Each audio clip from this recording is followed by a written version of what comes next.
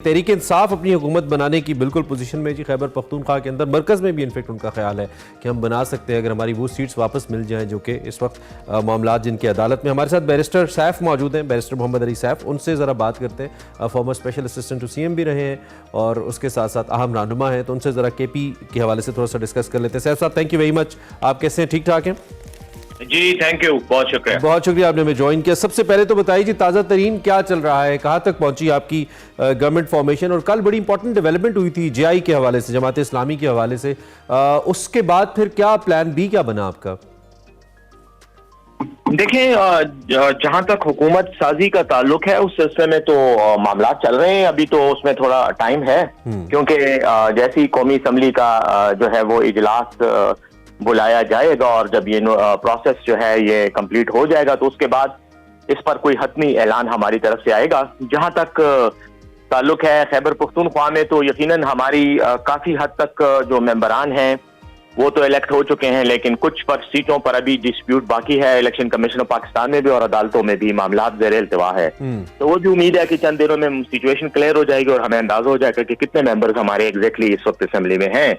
हुकूमत खैबर पख्तूनख्वा की हद तक तो बिल्कुल वादे है कि हमारी ही बनेगी, क्योंकि हमारे अलावा किसी के पास तो नंबर्स मेजॉरिटी जी कोई नहीं है। बिल्कुल ठीक है।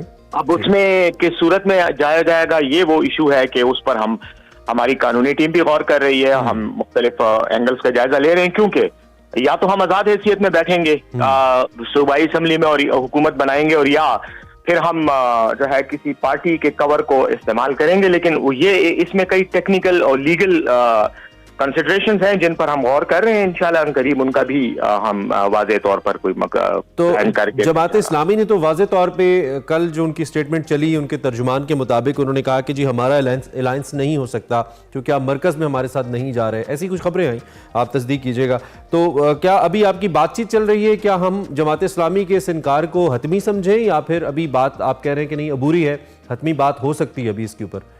नहीं, देखें, जमात इस्लामी की बात जो बयान था उसकी वजह से काफी गलत फहमियां मैं समझता हूँ फैली हैं, जिनका हमने बार बार मीडिया पे उसको क्लियर भी करने की कोशिश की। और उसमें बुनियादी बात ये थी कि जमात इस्लामी के साथ हमारा इत्तेहाद नहीं हो रहा था। ठीक है। जमात इस्लामी की उस वक्त सूबाई असम्बली में 3 सीटें थी जी। और हमें लीगली जो रिक्वायरमेंट थी वो ये थी कि कोई ऐसी पार्टी जिसकी सूबाई असम्बली में नुमाइंदगी हो, हम उसी को ज्वाइन कर सकते हैं, क्योंकि हमारा असल मकसद ये था कि हम ज्वाइन करने के बाद रिजर्व सीट्स ले सकें। बिकॉज बतौर आजाद मुंतखब अरकान हम रिजर्व सीट्स के लिए अप्लाई नहीं कर सकते। तो वो हमारा मकसद था। उस सिलसिले में जमात इस्लामी से जब बात शुरू हुई, फॉर्मली भी नहीं थी, वो इनफॉर्मल बातचीत थी, लेकिन इस दौरान जो है जमात इस्लामी अपनी वो तीनों सीटें लूज कर गई। तो उसके बाद फिर कोई जवाज या सेंस नहीं बनती इत्तेहाद की बात करनी थी।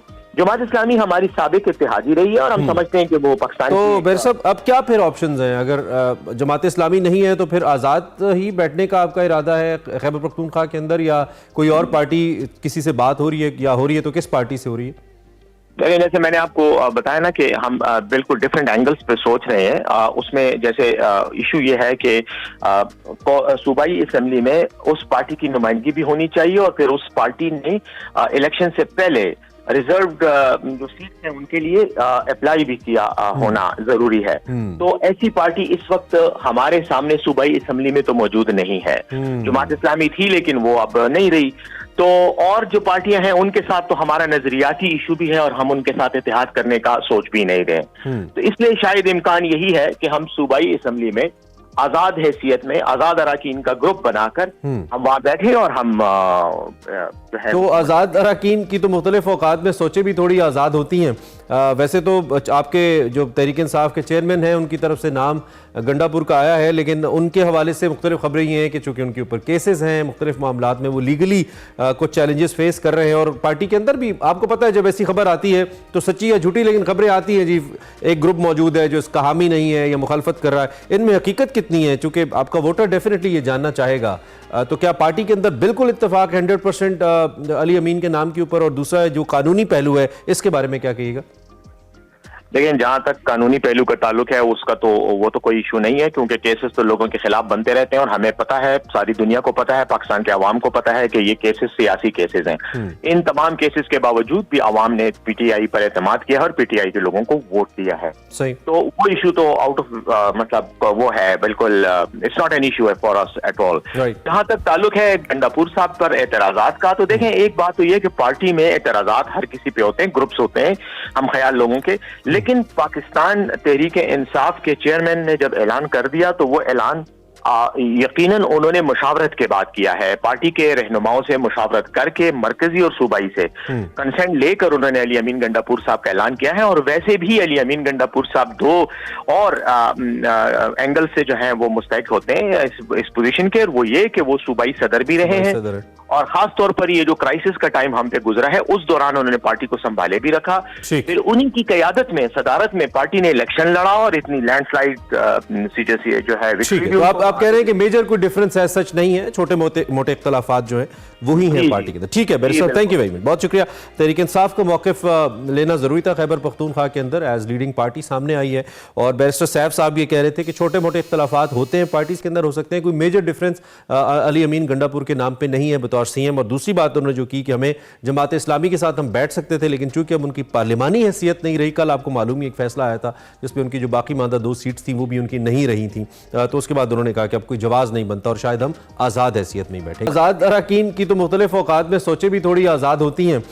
वैसे तो आपके जो तहरीक इंसाफ के चेयरमैन हैं उनकी तरफ से नाम गंडापुर का आया है, लेकिन उनके हवाले से मुख्तलिफ खबरें ये हैं कि चूँकि उनके ऊपर केसेस हैं, मुख्तलिफ मामलात में वो लीगली कुछ चैलेंजेस फेस कर रहे हैं। और पार्टी के अंदर भी आपको पता है जब ऐसी खबर आती है तो सच्ची या झूठी लेकिन खबरें आती हैं जी, एक ग्रुप मौजूद है जो इसका हामी नहीं है या मुखालफत कर रहा है, इनमें हकीकत कितनी है? चूँकि आपका वोटर डेफिनेटली ये जानना चाहेगा। तो क्या पार्टी के अंदर बिल्कुल इत्तेफाक 100% अली अमीन के नाम के ऊपर? और दूसरा जो कानूनी पहलू है इसके बारे में क्या कहिएगा? लेकिन जहां तक कानूनी पहलू का ताल्लुक है उसका तो वो तो कोई इशू नहीं है, क्योंकि केसेस तो लोगों के खिलाफ बनते रहते हैं और हमें पता है, सारी दुनिया को पता है, पाकिस्तान के अवाम को पता है कि ये केसेस सियासी केसेस हैं।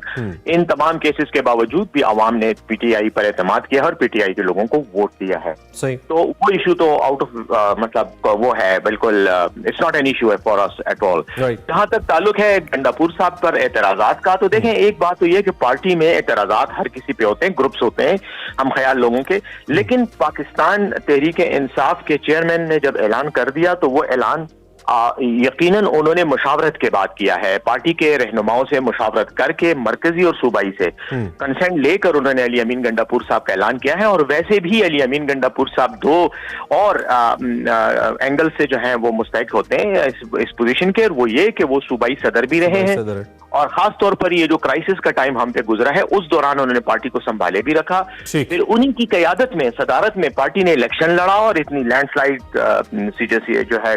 तो आप कह रहे हैं कि मेजर कोई डिफरेंस है, सच नहीं है, छोटे मोटे इख्तलाफात जो है वही है पार्टी के अंदर। ठीक है barrister, thank you very much, बहुत शुक्रिया।